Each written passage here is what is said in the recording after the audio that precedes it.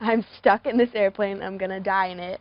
With all things considered, facts show that should have been the case. It all began when Mackenzie unintentionally left her scheduled flight plan and ended up caught between two mountain peaks at 9,000 feet.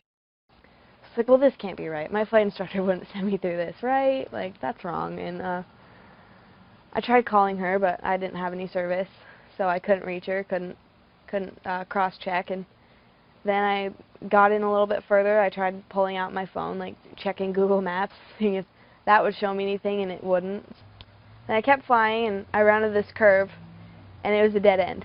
Mountains on all sides of me, mountain in the front, and there's no way to turn back. It was around this time when two friends who were scouting the area for the upcoming hunting season spotted Mackenzie's plane.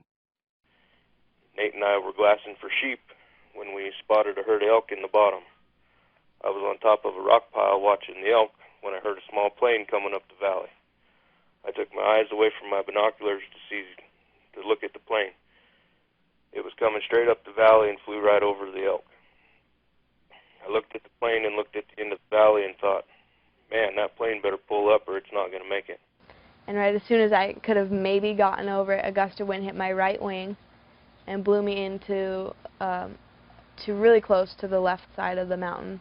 Mackenzie knew she now had to try landing the plane as smoothly as possible, but the front wheel caught in the rocks and flipped the aircraft upside down. I was upside down, hanging with my shoulder harness and my lap belt, the only thing really keeping me in there. Alexander watched it all unfold and began riding his horse towards the crash. I have marked the spot on my GPS so we could have exact coordinates, and I told him I was going in to see if there were any survivors. After reaching the site, Alexander found Mackenzie, and approximately 4 hours later, both finally made it to authorities who had already began looking for the missing girl.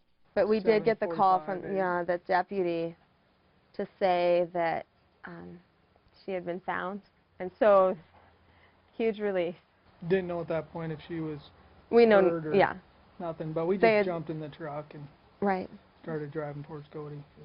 Tonight, the Morgans are hugging each other a little tighter, but they all realize it won't be long before Mackenzie's love for flying will have her back in the cockpit. In Billings, Kyle Benton, MTN News.